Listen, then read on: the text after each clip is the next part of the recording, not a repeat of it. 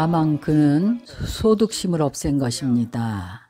얻는 사람도 얻을 대상도 없습니다. 바로 이런 뜻입니다. 설사 얻을 것이 있다 하더라도 그것은 바로 얻어지는 것이 아닙니다. 부득입니다. 득과 부득이 상대해서 서로 다툼이 있습니다. 무쟁은 청정한 도입니다. 득과 부득이 없습니다. 왜냐하면 무소득심을 증득했기 때문입니다. 항상 머무는데 바로 무쟁심이라고 합니다. 이 단락에 대한 해답이 분명히 가려졌습니다. 부처님께서 자신을 들어서 증명하십니다. 초과, 이과, 상과, 쓰과 뿐만 아니라 부처님 자신도 이와 같습니다. 부처님께서 수보리에게 어찌 생각하느냐고 하십니다. 열애께서 연등 부처님 처소에서 부처님께서 최초로 성불을 한다는 수기를 받고 연등불께서 서가모니 불께 수기를 하셨습니다. 미래세 사바세계에 성불할 것인데 서가모니라고 할 것이다. 이것을 수기라고 합니다. 이것은 법화경에서 이렇게 말씀하셨습니다. 내가 옛적에 연등불 처소에서 법에 있어서 얻은 바가 있겠느냐. 그대들 아라함만 무소득이 아닙니다. 내가 과거에 연등불 해상에서 연등불께서 나에게 수기를 하시기를 미래에 성불하여 서가모니라 이름하리라 하셨습니다. 그때 내가 법에 유소득이 있었겠는가? 내가 얻은 것이 있었겠는가? 내가 성불을 했으니 불과를 얻었을 것이다. 부처님께서 이것을 수보리에게 물었습니다. 초과, 이과, 삼과, 사과뿐만 아니라 내지는 부처님까지도 이와 같습니다. 무소득입니다. 이것은 수보리가 대답을 맞게 잘했습니다. 아닙니다, 세존이시여. 열애께서는 연등불 해상에서 실제로 무소득입니다. 바로 범부로부터 수행해서 초과, 이과, 삼과, 사과를 증득하고 내지는 성불할 때까지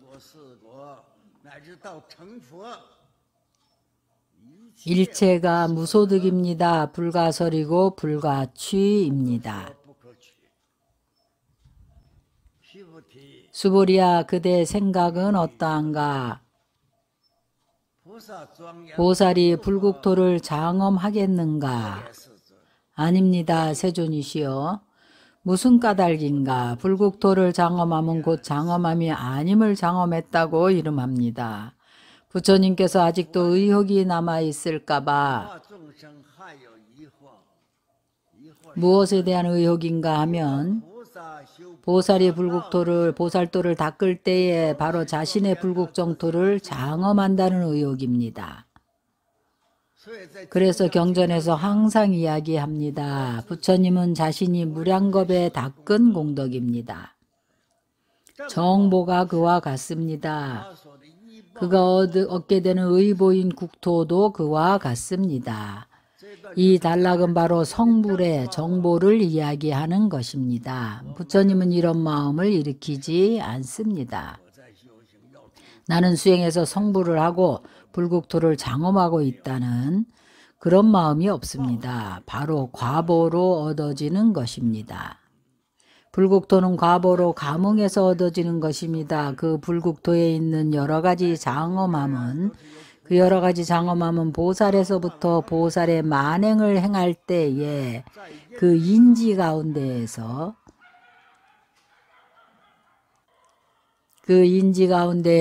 보살은 수행을 할 때에 닦은 선업입니다. 그가 후에 감응으로 얻어진 국토가 바로 불국토입니다. 성불할 때 얻어지는 보신불 정토는 바로 장엄합니다. 불국토의 여러 가지 장엄은 바로 그 자신의 과거의 수행으로 감응한 것입니다. 이 도리는 우리 모두 잘 알고 있습니다. 우리 자신의 지금 현재 모든 사람들은 과거에 좋은 일을 하고 나쁜 일을 했으면 좋은 일만 이야기하면 선업을 지은 것입니다. 금생에 선한 과를 감응하게 한 겁니다. 사는 곳도 집도 기거하는 주변 환경도 장엄하고 좋은 곳에서 잘 살게 됩니다. 재난도 없고 전쟁도 없습니다. 과거에 심은 성근의 힘이 아주 강하다는 설명입니다. 만약 여러분 주위에 주변 환경이 청정하지 않다면, 분쟁이 있고 위험지역인데다 전쟁도 있다면 과거에 수행을 잘못했다는 증명입니다. 자신이 지은 업이 좋지 않다는 증명입니다. 모든 부처님께서 보살도를 행하실 때에 자연히 감응한 과보로서 모든 것이 장엄합니다. 부처님께서 수보리에게 물으셨습니다. 그대는 어떻게 생각하는가? 보살이 불국토를 장엄하는가 아닌가? 그가 수행할 때 그의 의보인 국토가 역시 아주 좋습니다. 또한 장엄합니다. 수행해서 감응한 것인가 아닌가? 부처님의 이 말씀에 수보리가 부처님께 대답합니다.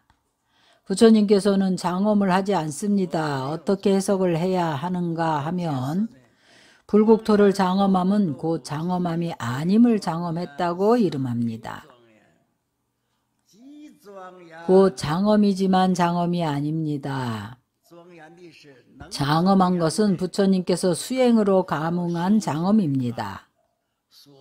장엄하는 대상은 수용하는 의보 장엄입니다. 바로 보살행에서 하는 그 보시직의 선정, 인욕, 지혜를 행할 때에 이것을 육도 만행이라고 합니다. 그가 감응하는 국토는, 그가 머무는 국토는 자연히 청정한 국토입니다.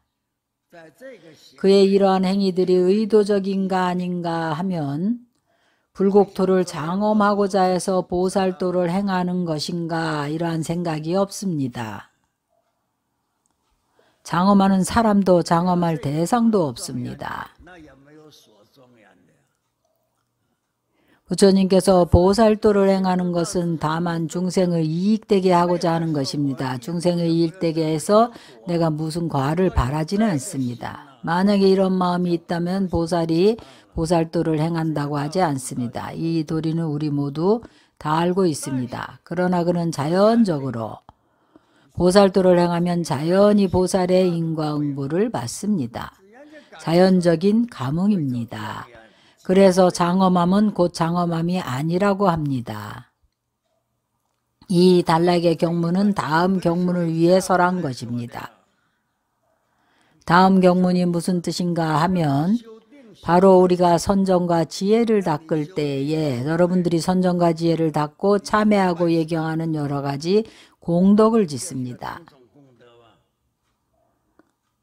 여러분들이 불국토를 장엄하고 혹은 미래에 아주 좋은 것이 있을 거라는 이런 생각이 있습니까? 부처님도 이와 같습니다. 왜냐하면 그 부처님의 정보와 의보는 모두 형상이 없는 것이기 때문입니다. 이 단원에서는 바로 무상을 이야기하고 있습니다. 상이 있는 모든 것은 다 허망한 것입니다. 만약 모든 상이 상 아님을 보면 곧 열애를 보리라. 바로 일체의 집착을 없애주는 것입니다. 보살이 보살도를 행할 때에 그는 청정심입니다. 미래에 자기 자신에게 아주 좋은 국토가 있고 보신이 있을 거라는 마음이 없습니다. 왜냐하면 보살이 보살도를 행할 때에 청정심이기 때문입니다. 응당 색에 머물지 않고 마음을 냅니다. 응당 성향 미촉법에 머물지 않고 마음을 냅니다. 육진경계에 머물지 않습니다. 일체에 머물지 않고 마음을 냅니다. 이런 마음이라야 청정심이라고 합니다. 무주생심입니다. 이 단원에 내표된 의미입니다. 우리가 현재 수행하는 것과 같이 만약 여러분이 머무는 바가 있다면 미래에 내가 부귀한 가정에 태어날 거라든지 여러분에게 이러한 마음이 있다면 그것은 육진경계 위에서 마음을 내는 것입니다. 도를 닦는 사람은 육진경계 위에 마음을 내어서는 안 됩니다. 머무는 바가 없어야 합니다. 머무는 바가 없는 마음을 일으켜야 합니다. 우리가 좀 더 통속적으로 말을 하자면 여러분들이 수행을 할 때에 수행을 한다는 사항에 집착해서는 안 됩니다. 바로 이러한 의미입니다. 우리가 심오한 의미에 대해서는 말하지 않겠습니다. 하루에 몇백 배씩 절을 하는 나는 진짜 수행자입니다. 이건 정말 안 좋은 겁니다. 그것은 명예와 이익을 구하는 것이지 부처님께 절하는 것이 아닙니다. 절하는 것을 가지고 자랑거리로 삼는 것입니다. 속으로는 명예와 이익을 구하는 마음입니다. 우리가 절을 하는 것은 업장 소멸을 하는 것입니다. 재앙을 소멸하고 재난을 없애기를 구하는 겁니다. 아무것도 구함이 없으면 바로 마음에 행하는 바가 없는 것입니다. 이것은 바로 우리의 일체 집착을 없애줍니다. 바로 마음에 행하는 바가 없이 행하고 짓는 바가 없이 짓는 것입니다. 보살이 분명히 보살도를 행하여 자연히 불국토를 장엄하는 것입니다. 그러나 장엄하고자 하는 마음이 없이 장엄합니다.